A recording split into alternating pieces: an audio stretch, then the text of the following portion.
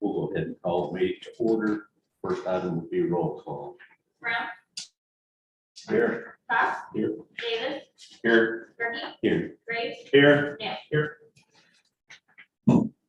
So, pledge allegiance.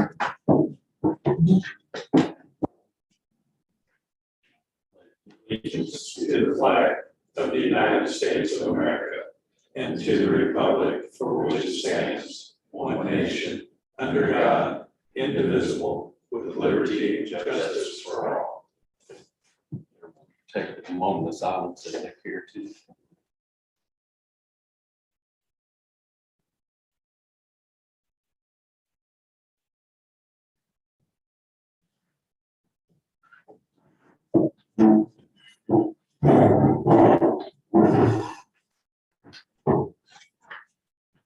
We'll take a motion to approve the agenda. So moved. Do we have a second? All in favor, say aye. Aye. All opposed, same sign. Everyone's had a chance to look over the previous meetings minutes. If there are no additions or corrections, they'll stand approved as presented. Have one visitor that we missed. There was no public comments sent in, so we'll move on to the officers' reports, chief's report. Good to see everybody again. On page 3, we'll get to the call volume here in a minute. I'll just go through the rest of the stuff. No operational changes going on. That's a little bit updated from that. We did stop doing dispatch has been for about the last year and a half, almost 2 years. Dispatch has been doing screening questions for COVID, and they were basic. Are you or a close family member positive? Are you having any COVID-like symptoms? There was about 4 questions that have been getting asked. We've stopped doing those. Essentially, if we go on a respiratory distress call or anything that sounds like it could be, we're going to delve into it a little further, but just to shave that off the dispatch. So I thought that was kind of good news. A sign that maybe, finally we can exhale a little bit. But that's the only operational issue or change right now. The graph video laryngoscopes has been placed in service. We did get Unit 11 back. It's good to go. It's been placed back in service. It's over across the street. Actually, it looks fantastic. We did make sure that after they did that repair, that box would be able to be remounted. That shouldn't be any issue at all. They pretty much ended up replacing the entire roadside of the box with that unit. The chassis didn't have any damage, but the roadside has some structural issues that they had to cut the whole side out pretty much and replace it. So that's one of the reasons it took a little while to get back, but it looks great and we haven't had any issues with it. Vehicle mileage, I'm happy to see the red off of there for Unit 1. It's now about 2,126 miles on it instead of 226,000 miles. So that's nice. The overflow pans at Station 2 were installed. The ceiling repair we're going to do in-house. There was a chunk of drywall about the size of maybe a volleyball out there that's going to need to be replaced. And use some kills or some water to get down the walls. But it'll look fine. I believe that's going to be done here the next, it should be done by the next week. The standby events, a fair amount of those. JROTC was at the fairgrounds for just an exercise day. We had an ambulance on standby out there. Smith Cotton hosted a very large, I believe it was statewide, I don't think it was national, band competition with so many people in one spot. We have a unit out there as well as I think Buffalo had a first aid table, if I'm not mistaken. And then of course it's football season again, so we're doing a lot of football standbys. All the stations are covering those. Pettis County COVID Task Force on that first issue. We're no longer meeting weekly for the last 2 years. David Dick over the County Commission has been chairing a COVID task force, which you've seen the little insert I had on here if you don't get the nixels. It was a really great thing. We all communicated. It was very, very good interagency cooperation for the last year, from the County Commission to the Health Department to the hospitals to us to Katy Trail and just about every emergency services you can think of met every week and discussed the issues at hand. And it was a very, very good resource. But I'm happy to say I've got my Mondays back, so we're not meeting on a regular basis, and hopefully don't ever have to again. And of course, want to thank all the people involved in that for making that happen. It's really nice to have all those people in the same room at the same time, even though we did it virtually. It was nice. Bothwell is holding their education symposium on the 24th of October. I'll be teaching over there. I think we've got a 45-minute slot, as well as some other educators will be doing just stuff. Primarily, it's going to be, I think, Bothwell staff. They've opened it up to ambulance services and other area agencies that might be interested in getting that information. So education with Bothwell, I'm sure, is going to be becoming more and more regular over there as they get their trauma center certifications in order. And I think that'll be a nice addition to our community. I know they're going after some money to improve their education resources over there, and wrote a letter of support for them today. So hopefully they can get some grants on that. Let's see, the leadership seminar down at the lake. I put all the course materials in there last time, or rather the outline of the course. That ended up being a very, very good conference that I fully intend to send the rest of our command staff down to next year. It's kind of the first year they did it, but they went through the most valuable part in my mind. It's always good to have leadership classes, especially if somebody's new into the role of battalion chief or other, but they went into a lot of HR type investigations. There was just a lot of really good information, and it was all led by attorneys for I believe American Ambulance Association, guys that speak on a national circuit. And it was just a very, very good class. I'm super glad we got to go to that.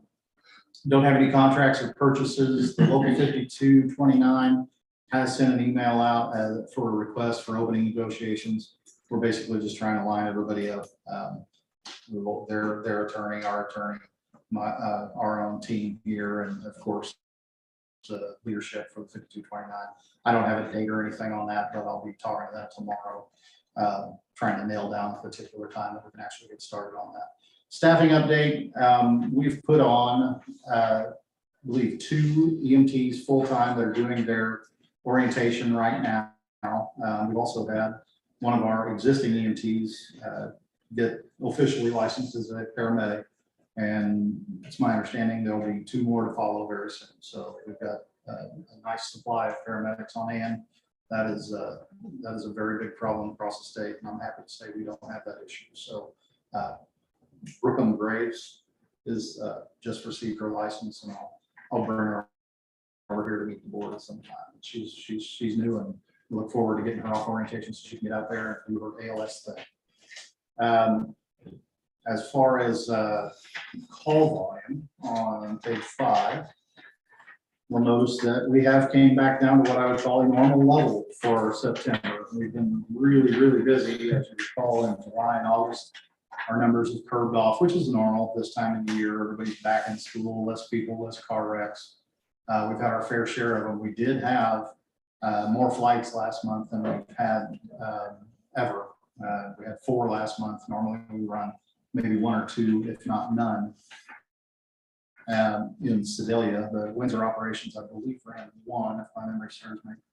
Nope, that was after the first. It's not on this report. So busy helicopter month. Those were all trauma cases. So any questions on the call run? We did have some status level 0 events. Those were all in Windsor. None of them caused any delay in patient care. They just documented 6 of them. We do keep track of the time we were out of service. If anybody's ever interested, I can build a report on that. But in my mind, the number of times this happens is more important than the actual number of minutes out. But I've got that data available if anybody ever wants to see how much time we're going in. All of the units are engaged on calls. Generally speaking, they're not very long. There was a time last week where I think we had about 25 minutes where the district was depleted. But generally these last, anywhere from maybe 5 to under 10 minutes on average. And so of course we've got contingencies, and people can expedite calls, and a lot of times we're just waiting on someone to clear Bothwell and get back in service, or at least get back into the edge of the county from a transfer. So no issues on that unless anybody has any questions. We're at 6,000, just over 6,000 for the year. Following that, I shared with the board, I sent out something like this to all of our local area congressmen, representatives, state reps, national. I looked into the Department of Transportation, and about the time I gave up on that, I got this notice from NAMT who sent out the letter to the actual Transportation Secretary, Buttigieg, and basically outlines the issue of chassis shortage in the United States. It's a huge problem. It's why our lead time on unit production has went from a few months to a year and a half in some places. AEB is still doing, our vendor is still doing way better than anybody else. They're looking at sometimes 2 years plus to get those units in. But the bottleneck is at the chassis manufacturers, which right now is primarily Ford. So we're hoping to get some action on that from the federal level as far as incentivizing some of these companies to start building us some more trucks. Is it a secret to answer the question why? Most of it all started with the chip thing. To my knowledge, it's not They really need raw chips materials. for chassis. They need chips for, yeah, the chassis is just a truck with no bed on it, essentially. It's an 450 chassis, or a lot of I'm them sure for type that was twos. part of the, Yeah, the chassis includes the motor. And yeah, the whole all cab, sorts of everything from the right cab forward. Yeah. Because I was thinking, if you're talking just frame. Just a frame. No, it's the whole front end. Normally, manufacturers have a whole lot full of them. When we first started going out for these inspections a few years ago, there was an entire field full of chassis just waiting on boxes. Now it's just the opposite. There's an entire field full of boxes waiting on chassis. So hopefully this will light some fires and get some things done. I just want the board to be aware of our highly increased lead time for order. That's all I got. Are there any questions for Eric? Not, we'll move on to CFO report. That's on page 8, the bills are due present, and the details are on pages 9 through 11, and the credit card statement follows that. Any questions on any of those? Yes. The Cintas HQ. Uh-huh. Is it usual to have double billing on 1 week there? We have every week. Okay, there's So 4 in the- entries on 9/16.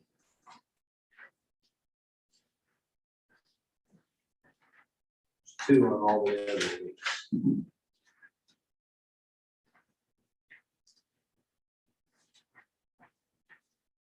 Let's see what you're seeing. Oh, so the headquarters, there is a separate page for headquarters, and there's a separate page for the education building. Okay, so one So of once them is a month. education building. Yeah, so once a Once a month, month. Okay, I'm with you. Okay, fine. yeah, sorry, I was, I'm not sure what you're saying, but yeah, so they come once a week, and then there's certain things they only do once a month. All right, that extends it. Any other questions? Yes. The Fidelity and Deposit Company of Maryland Gardner Restitution, what is the, So we receive restitution, however often we get it, we just Right. sporadically get money. Since Fidelity paid for all of the losses, we Uh-huh. have to pay that back to Fidelity. That was Okay. part of the agreement. I'm with you. So, Understand so it's why. kind of, we're just kind of a conduit. The money comes into us, it goes back out.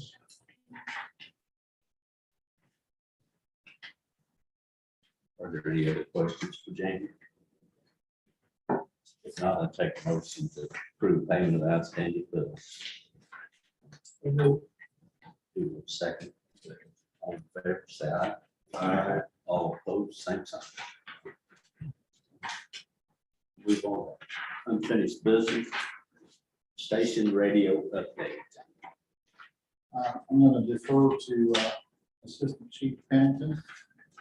If you're prepared to speak on this one. So on page 15, you see the quotation from Flamingo. So what this is for them to come and basically rework our wiring in the station over here to make it more solid than what it has been previously. So originally that was all put together in 2014. We've changed systems since then. There's been some things added, some things taken away, and it's ran us into some issues where we're wiring problems. I'm not an electrician, so I can't do it. I'm not a radio expert either.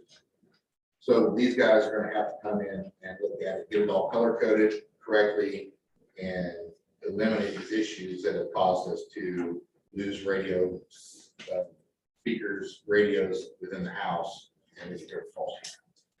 So far, it's not created an issue where it created a delay, but avoid that from happening. That's how that quotes for 2552, and that's going to have them come in. They're going to go through the entire thing. All the wires, they're going to reuse what can be reused, and then what can't be reused, they're going to put in there. They already showed up. We've already went through most of it, aside from climbing up in the ceilings. But that will basically put us to where it's a solid system. And it's not. Hopefully, our issues that we've had are no more. And if they are, I think they will be. We got somebody else. Have we already paid them for the work that they've done? Yes. Is this a not to exceed number? Or is this what it's going to cost us regardless of how much of our system they reuse? Well, we've got a pretty good idea about what can be reused and what can't be. So, I mean, I don't foresee this exceeding that. You're comfortable with Yeah, this? I feel. Yeah, and to furthermore, if we come to page 17, because of some of our wiring mishaps that we have back there, in the radio room, the radio itself that headquarters, the Zoom station that comes over the speakers, had a catastrophic failure. And the radio is about 15 to 20 years old.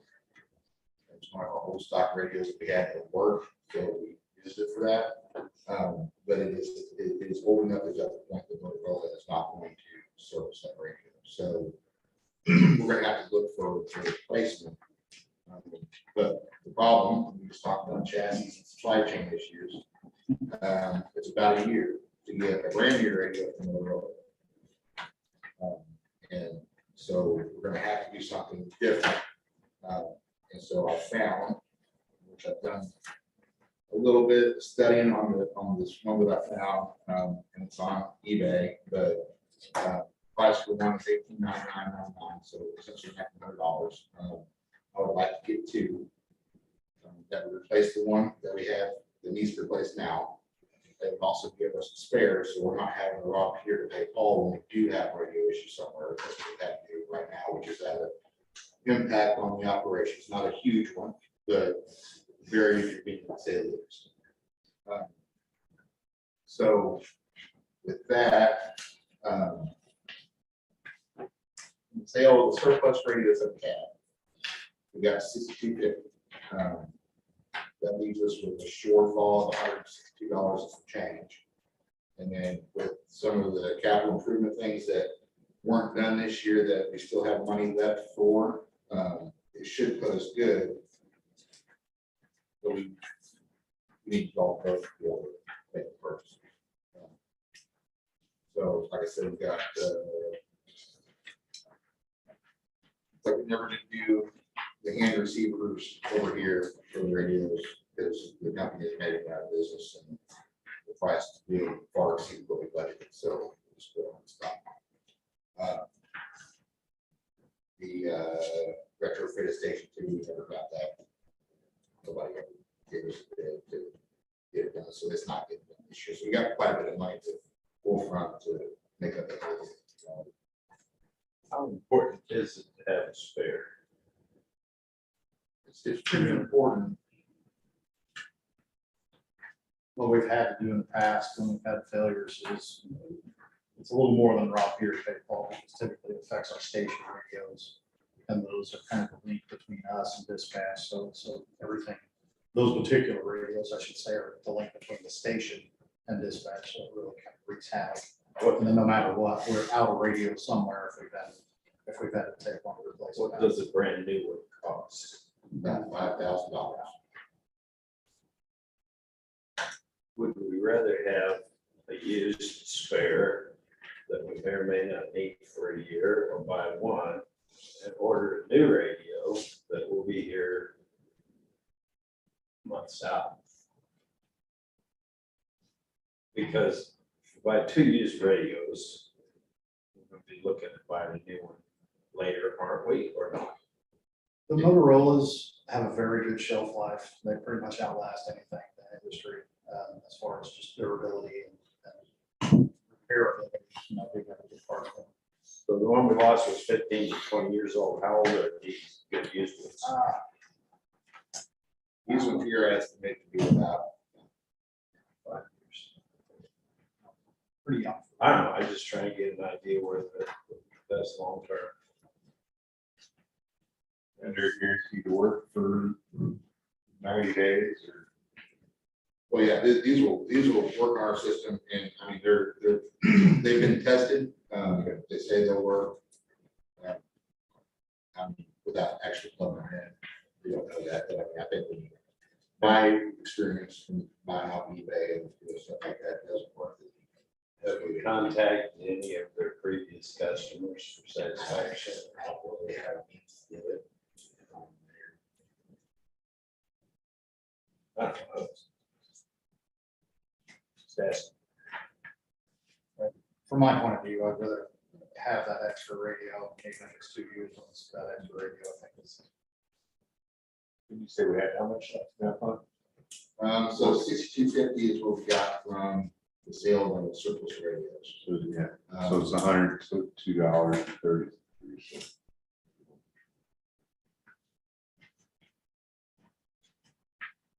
But like I said, you know, we got plenty over there out of capital expenses that we haven't spent that can be used.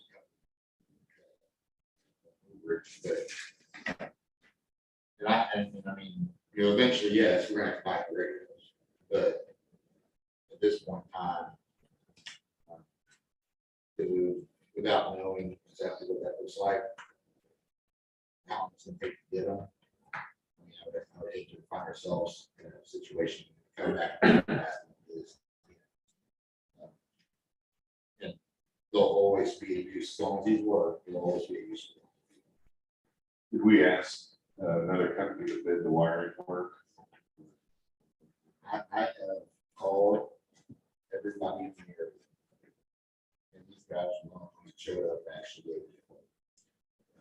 That's the way it goes.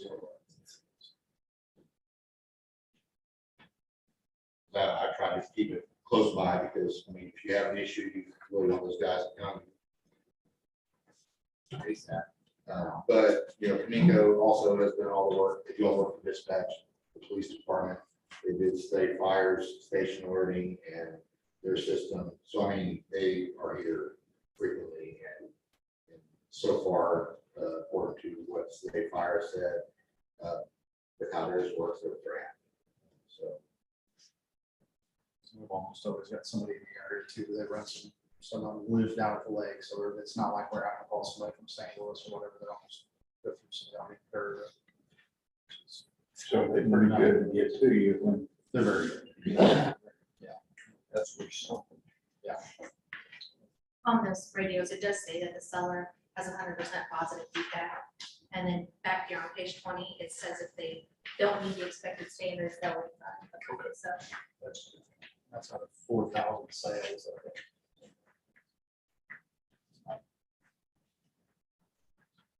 Well, I make a motion. So purchase the 2 radios and the rewiring. Second. Is there any further discussion? If not, all in favor, say aye. All opposed, same sign.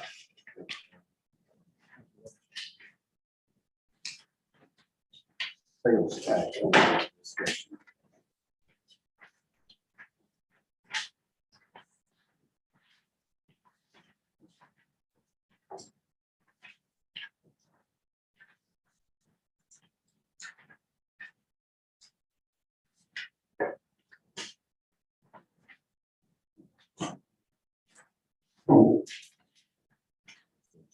Discussion, questions?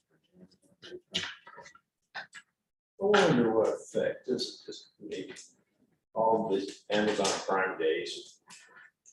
All people buying stuff online as opposed to locally, how much effect that has on. I think like sales tax at the other end of that. We don't. Well, It says sales tax on the end when you buy it, but it's use tax. We don't get any of it. yeah, that's what I'm saying. There's none of that comes back here, right? No, there is some legislation that I think we're still hashing out what it all means as far as sales tax on online sales for Missouri and who participates and who doesn't. I That's haven't what I heard was wondering, into what that. portion of that comes back to the state, but none to the local? But Yes, to the state, it goes into just, they only charge this. it's use tax, so any district that has use tax, which ambulance districts cannot have use tax, but if Pettis County can have use tax, Sedalia has a use tax, the state has a use tax. They get it. That's what I was thinking, that there's a. Yeah. That's a lot of money gonna be spent the next 2 days.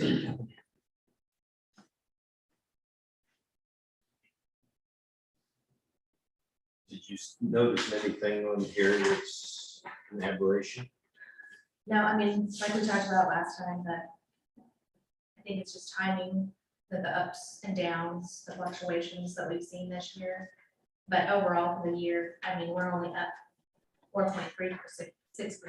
Inflation's a lot higher than that, so, you know, It's not even keeping up. no, it's not even keeping up. Everything that we have to pay for is costing us more than 4% more. On So, the other hand, when they pay more for their groceries, they're paying more for the ambulance district too, aren't they? well, groceries are a different rate. Well, okay, that when they buy anything. Yeah. If they're spending, I think just overall spending is down. And it probably is. I mean, lots of reasons. You can't find a vehicle to purchase. You can't, Sure. there's lots of things. Those are the big dollar ones. Yeah. You can't get it. And things that you can get are very expensive, but then. But there's nothing alarming here. I mean, to me, it's a little disheartening or, you know, worrisome that it's not keeping up with what inflation is. You know, what we bring in for sales tax is not keeping up with inflation. None of our reimbursements or any, they're not going up enough to cover inflation. So, you know, it's just a tighter and tighter squeeze. GMT goes down next year, right? Is that decrease at some point? It's all based on costs. So, and reimbursements, so. It's basically our unreimbursed cost for Medicaid, so. I don't know.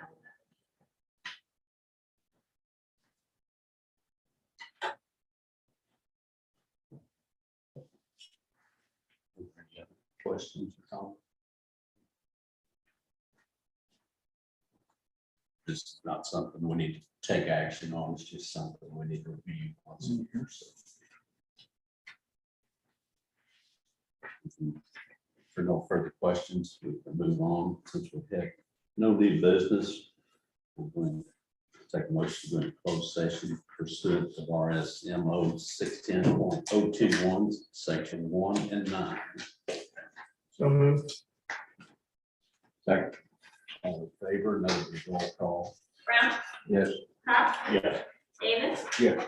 Gerke, Yes. Gray, Yes. Dan. Yep.